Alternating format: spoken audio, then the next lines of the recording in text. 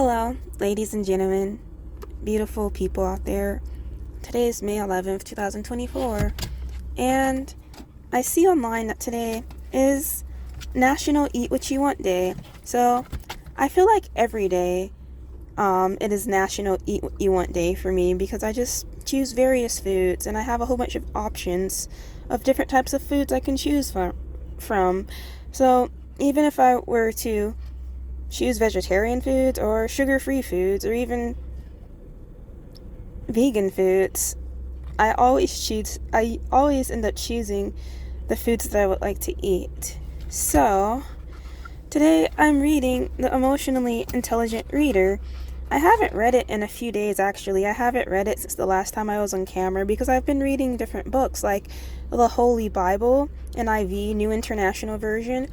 And I've also been reading astronomy books and also astrology books because I do think astronomy and astrology are interconnected, but some people disagree. But I do think that they are connected because all of the planets are there in astrology, and of course, the entire solar system and the cosmos are within astronomy. So now I'm going to begin reading. I think I left off on page 8. So yeah, page 8 was like the most recent page that I read. So I don't want to scare anyone with my nails, but they're very beautiful and gorgeous. My 5-year-old daughter painted them for me, and then they were like rubbed off on some dog fur or something, and then a towel.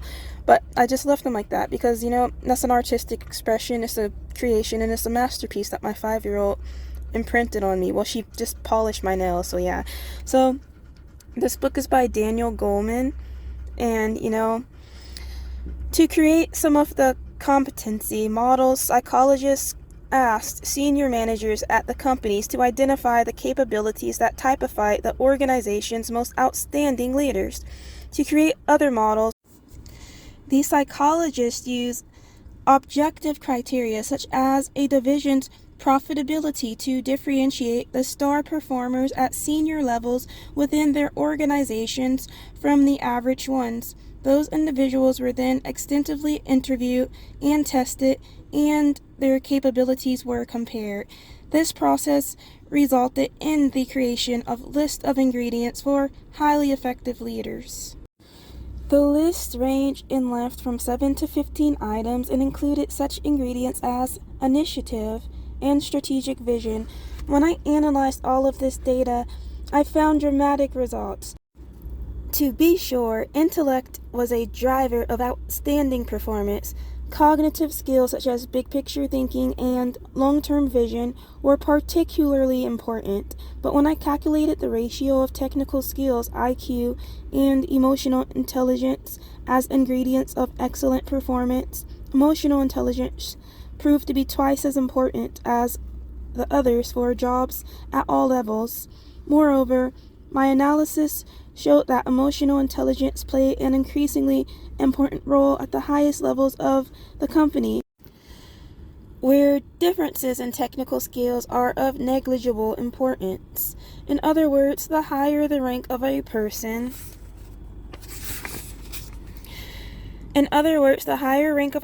considered to be a star performer, the more emotional intelligence capabilities show up as the reason for his or her effectiveness. When I compared star performers with average ones in senior leadership positions, nearly 90% of the difference in their profiles was attributable to emotional intelligence factors rather than cognitive abilities. Other researchers have confirmed that emotional intelligence not only distinguishes outstanding leaders but can also be linked to stronger performance. The findings of the late David McClelland, the renowned researcher in human and organizational behavior, are a good example. In a 1996 study of a global food and beverage company, McClelland found that when senior managers had a critical mass of emotional intelligence capabilities, their divisions outperformed yearly earnings goals by 20%. Meanwhile, division leaders without that critical mass underperformed by almost the same amount. McClellan's findings, interestingly, held as true in the company's U.S. divisions as in its divisions in Asia and Europe. In short, the numbers are beginning to tell us a persuasive story about the link between a company's success and the emotional intelligence of its leaders. And just as important, research is also demonstrating that people can, if they take the right approach, develop their emotional intelligence. See the sidebar. Can emotional intelligence be learned? I think so. Can emotional intelligence be learned? Daniel Goleman. And it's 7:22 a.m., May 11th, 2024. For ages, people have debated if leaders are born or made. So too goes the debate about emotional intelligence. Are people born with certain levels of empathy, for example, or do they acquire empathy as a result of life's experiences? The answer is both. Scientific inquiry strongly suggests that there is a genetic component to the emotional intelligence. Psychological and developmental research indicates that nurture plays a role as well. How much of each perhaps will never be known, but research and practice clearly demonstrate that emotional intelligence can be learned. One thing is certain: emotional intelligence increases with age. There is an old-fashioned word for the phenomenon: maturity. Yet even with maturity, some people still need training to enhance their emotional intelligence. Unfortunately, far too many training programs that intend to build leadership skills, including emotional intelligence, are a waste of time and money. The problem is simple: they focus on the wrong part of the brain. Emotional intelligence is born largely in the neurotransmitters of the brain's limbic system, which governs feelings, impulses, and drives. Research indicates that the limbic system learns best through motivation, extended practice, and feedback. Compare this with the kind of learning that goes on in the neocortex, which governs analytical and technical ability. The neocortex grasps concepts and logic. It is the part of the brain that figures out how to use a computer or make a sales call by reading a book. Not surprisingly, but mistakenly, it is also the part of the brain targeted by most training programs aimed at enhancing emotional intelligence. When such programs take, in effect, a neocortical approach, my research with the Consortium for Research on Emotional Intelligence in Organizations has shown they can even have a negative impact on people's job performance. To enhance emotional intelligence, organizations must refocus their training to include the limbic system. They must help people break old behavioral habits and establish new ones. That not only takes much more time than conventional training programs, it also requires an individualized approach. Imagine an executive who is thought to be low on empathy by her colleagues.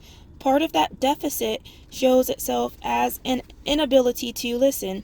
She interrupts people and doesn't pay close attention to what they are saying. To fix the problem, the executive needs to be motivated to change, and then she needs practice and feedback from others in the company. A colleague or coach could be tapped to let the executive know when she has been observed failing to listen.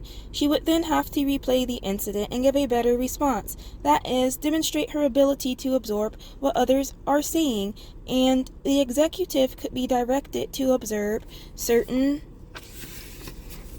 executives who listen well and to mimic their behavior. With persistence and practice, such a process can lead to lasting results. I know one Wall Street executive who sought to improve his empathy, specifically his ability to read people's reactions and see their perspectives. Before beginning his quest, the executive's subordinates were terrified of working with him. People even went so far to hide bad news from him.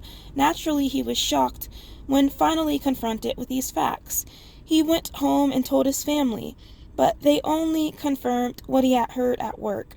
When their opinions on any given subject did not mesh with his, they too were frightened of him. Enlisting the help of a coach, the executive went to work to heighten his empathy through practice and feedback. His first step was to take a vacation to a foreign country where he did not speak the language. While there, he monitored his reactions to the unfamiliar and his openness to people who were different from him. When he returned home, humbled by his week abroad, the executive asked his coach to shadow him for parts of the day, several times a week, to critique how he treated people with new or different perspectives. At the same time, he consciously used on-the-job interactions as opportunities to practice hearing ideas that differed from his. Finally, the executive had himself videotaped in meetings and asked those who worked with him to critique his ability to acknowledge and understand the feelings of others. It took several months.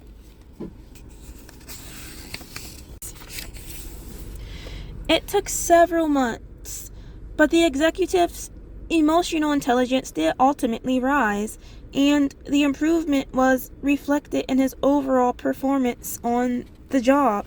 It's important to emphasize that building one's emotional intelligence will not happen without sincere desire and concerted effort. A brief seminar won't help, nor can one buy a how-to manual. It is much harder to learn to empathize, to internalize empathy as a natural response to people, than it is to become adept at regression analysis, but it can be done.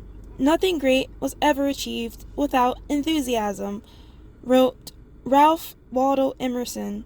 If your goal is to become a leader, those words can serve as a guidepost in your efforts to develop high emotional intelligence.